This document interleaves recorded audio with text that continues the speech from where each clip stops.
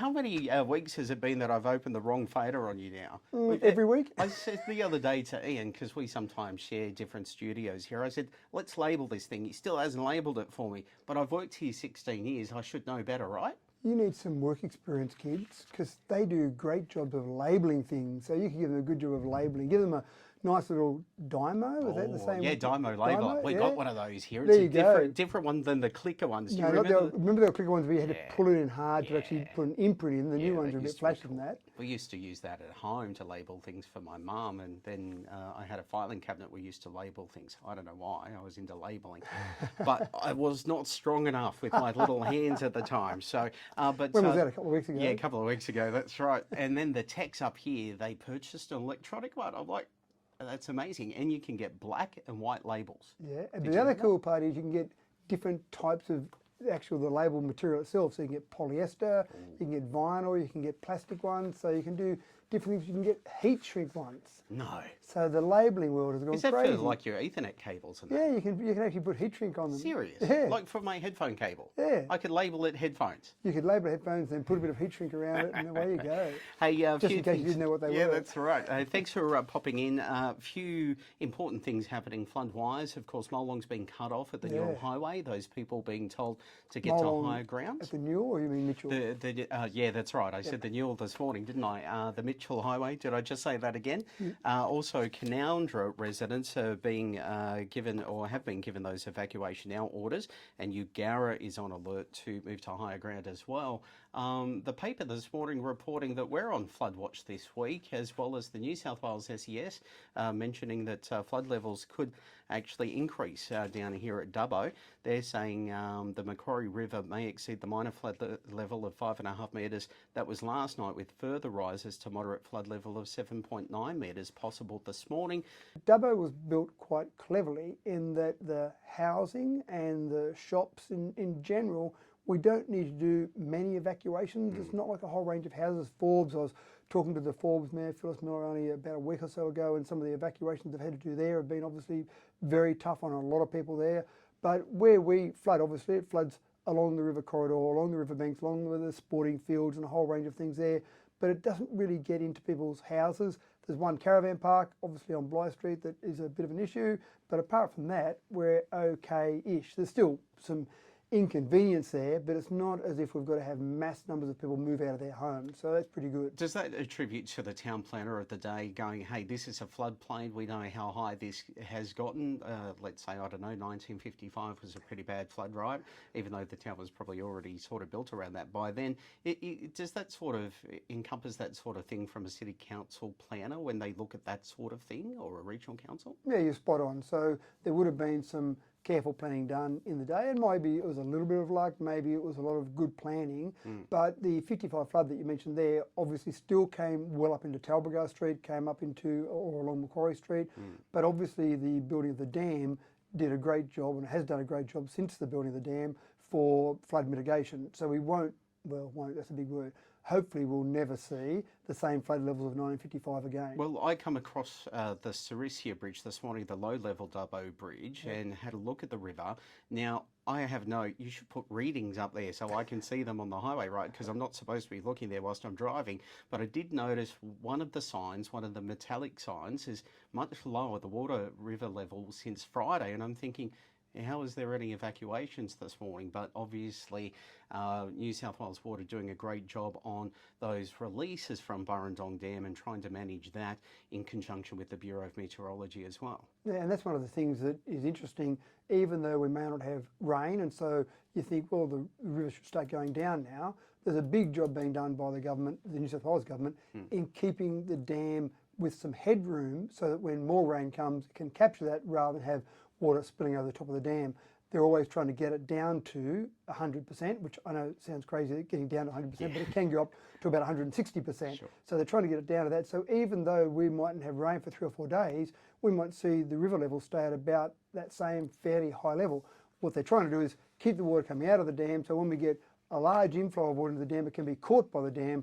So we might have an extended low-level flood rather than the water go right down and then the water come right up. So it's a fairly tricky management process, and as you say, they're relying on short-term forecasts, medium-term forecasts, they're relying on getting it down to certain levels. Meanwhile, they're trying to get the water not too high downstream so people can still go about their daily business. So it's a tricky process there. And then you've got that tricky little thing called the weather that just seems to do whatever it damn well pleases sometimes. Well, what was in the prediction over the weekend, anywhere up to 30 or 35 mil, I think it was, and we didn't really see too much. We've sort of, dodged a weather bullet again here in Dubbo, but our neighbours haven't. Yeah, we sort of kind of had some rain come a bit earlier than was expected, but then it didn't, the mass amounts that were meant to come, say, yesterday and even today, doesn't look like it's come, and hopefully, I'm just getting my fingers crossed there, is not coming at the moment. So it's a tough thing for a whole range of people. We've got farmers across the region. We want to make sure that they get crops off, or that they can still get some income for their farming sector, get some income for the whole region. So that's all important.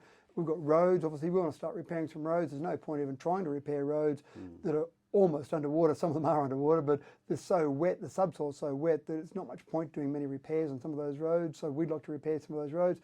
And this is the tricky part, Brett. We're saying this now. I'll be talking to you at some stage in the near future, and I'll be saying, wow, it's tough. We haven't had rain for a while. If only we could have some rain again. Yeah. And that's what we're going to see, more and more of this climate variability. What about water treatment plant? How's it going? Because I know Collarenebri was evacuated because they had a failure of their plant that's up north. But for us, the John Gilbert water treatment plant going okay? It is, and actually one of the bright lights that might have come out of our previous boil water alert is we learnt a bit out of that. We changed a few processes. We learnt about some of the different chemicals we might need to put in as the turbidity of the water. I haven't used that word for a few weeks. The turbidity of the water increased as the floodwaters came down. So it might actually be, and a boil water alert was very inconvenient at the time, but it might actually be a good thing that happened, because now we've been able to survive since then, and we've had obviously extended floodwaters. So I think sometimes you look at those things that happen and maybe there's a good thing to come out of that. Yeah, perfect. Now, just quickly, we'll change direction from the floods now. Thank you. 1 week left to have our say on the draft Macquarie Castlereagh Regional Water Strategy.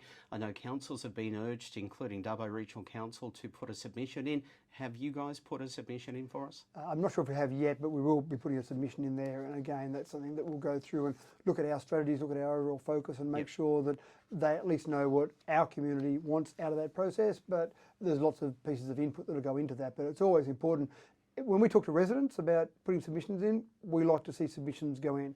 When any other body says, please put a submission in, and asking councils to put it in, then we like to put those submissions in, because we know it's important in the process, so we like to do that as well. So we can sort of both do that till Friday at least? Correct. All right. Anything in particular you want out of that, or council wants out of that? Look, I haven't actually had a look at the particular strategy from our perspective on that one, and again, I haven't actually seen our submission there, so I'd have to have a look at that first to come back to you on that one. Yeah, for those people that don't know, that gives us a roadmap over the next 20 to 40 years of that river system. And that has changed, doesn't it? Like what we are doing with it now and what we'll be doing with it in 40 years' time has been changing and will continue to change. Well, look at what we're going through at the minute, even though I said let's move away from floodwater, but obviously that can impact those river systems, can't it? All of this flooding, I would imagine. Yeah, definitely right. Yeah. And one of the things we're finding is just some of the erosion down that river system. So we're getting some erosion down on where the Tracker-Riley Cycleway, just near the Tamworth Street pedestrian bridge. There's some riverbank erosion there. Down in Wellington, near the Duke of Wellington Bridge, there's some riverbank erosion there. And that's come about through these extended floods and that high water flow and higher levels and higher volume, higher velocity of flow as well. How do you shore up things like the riverbank? Yeah, that's an expensive process. There was a report that was given to council a couple of years ago, and I think, just to be honest, Brett, I think they looked at it and said, this is too hard, it's too expensive, and they just shelved it. Yeah. They should have done something about it then, because it's more expensive now to do it. And there are some treatments you can do. There's some underwater treatments you do, and then some treatments above the water line to try and do that. You're effectively solidifying that area using concrete, using gabions, for example, to actually put some sort of structures in place to protect that. But it's the same old thing. Prevention is better than cure. Yeah. It would have been better if it had been done a few years ago when council first received that report. Easy for us to sit here and criticise, because I mean, would that have helped or would that not have helped? Do you think it would have? Oh, absolutely. The report that was given to council said, here are the areas of risk. These need to be addressed urgently. And surprisingly enough, they're the areas that we're finding are collapsing now. So if that had been addressed a few years ago, for example, the Duke of Wellington Bridge in Wellington is now closed to closed to all traffic because of the failure of that riverbank. As the Bell goes into the Macquarie, there's erosion, severe erosion there. that would have been an urgent area to look at when that report was given to council a few years ago, because that could have kept that bridge open. So how important would that have been done early? The one down here near the pedestrian bridge, the Timber Street pedestrian bridge, that one's a little bit different. The riverbank has eroded and has collapsed a little bit. It hasn't had any other major impacts yet, but still, the more erosion that occurs there, the harder it's going to be to stop that erosion going further. Mother Nature can be a bitch, can't she? Excuse the expression. That's my words, not the mayor's words. There is a water theme, I'm sorry about this. Smart meter software and data collection. It looks like that the committee, the subcommittees there, Infrastructure Planning and Environment Committee, I should say, has decided to recommend that the contract for the smart water meter data and software service agreement be extended for 10 years. However, those details remain private. Why is that? It was a tender process essentially, and this is a really interesting one. I was very disappointed that we went ahead with our electronic water meters, our smart water meters, in the way we did. It was a $5 million contract. It didn't go out to tender and didn't go back through council. The CEO of the day, Michael McMahon, made that decision with no consultation with councillors, no consultation with the community, and spent $5 million of our money, and again didn't go through that open public tender process. Horrific way to make decisions. And I remember reading about the newspaper. I'd actually been overseas at the time, and I came back and read it in the newspaper, and I was a bit confused because I thought, I don't remember seeing that through council. I wasn't on council, but I was taking a little bit of notice of what used to happen. So I rang a few councillors and they had no idea what was going on. So that was disappointing. That was for the installation of those water meters, those smart water meters. But as part of that process, they should have tied up some sort of data analysis, some sort of way that you as an individual resident could actually check on that water usage and have council be able to check on those things as well. So there was no contract put in place to actually have the data analytics behind all of that, which is a critical part of that. So this is really just tidying that up. At the moment, and we're still investigating this a little bit further, when that went through the committees as a tender, it normally is confidential through tenders because you don't want to give commercial advantage to other companies. You're revealing all the data that came in, all the prices, that sort of thing. Yep. And that's a standard process for a tender process. But the one part that councillors are really trying to find out is, are we locked in to the company that supplied the hardware, or do we have some choices with various software providers who can talk a common language with that particular hardware provider? If it is that we're locked into that one hardware provider for our software, what I thought was an absolutely horrific, terrible, very poor, non-transparent decision is even worse, if that's possible, because then we'd be locked into that one company. So what we're going to do is we're going to go ahead with this contract, and we're going to basically put it in place to tie up or tidy up that little bit of work that was done before or not done before, and basically go into a contract with that organisation, but have a get-out clause once we go through and further investigate whether or not we can actually use a generic provider. And 10 years comes under the Local Government Act. Is that why that's locked in for 10 years? No, 10 years is really just about making sure you've got some certainty with that particular provider. Okay. And again, one of my personal concerns around that was that you've got 10 years in a software development game. Software development happens very quickly, which is why we're going to go through that process and have a get-out clause if we can. But we may be locked into that provider because they've provided the hardware, so it may just be for the life of that hardware you're going to use that software, which is again a horrific decision. When you buy a particular piece of hardware, you want to be able to make sure you've got different software companies that can talk to that bit of hardware rather than just be locked in with one, because when you're locked in with one, pricing becomes up to that particular provider. And then you're sort of stuck with that. We already know that with telecommunications. Just quickly, the analytics. We can check on our phone, Ryan, but what's the analytics you're talking about that we can't access behind the scenes? Well, at the moment, what we want to be able to do is, council, for example, needs to be able to get alerts. If your water usage goes up dramatically from what it has been historically, there might be a leak, for example, that you've got there. So we might be able to contact you as a resident and say, Brett, it appears that your water usage has gone up recently. Is there anything that you're doing differently? And you might say, yes, I've just decided to grow marijuana in my backyard, so that's why my water usage has gone up. That wouldn't happen to you, of course, Brett. That was a hypothetical. But you might have a logical reason as to why. Kids might have come home from university and so they're using lots more water. Or it might be, no, everything's the same.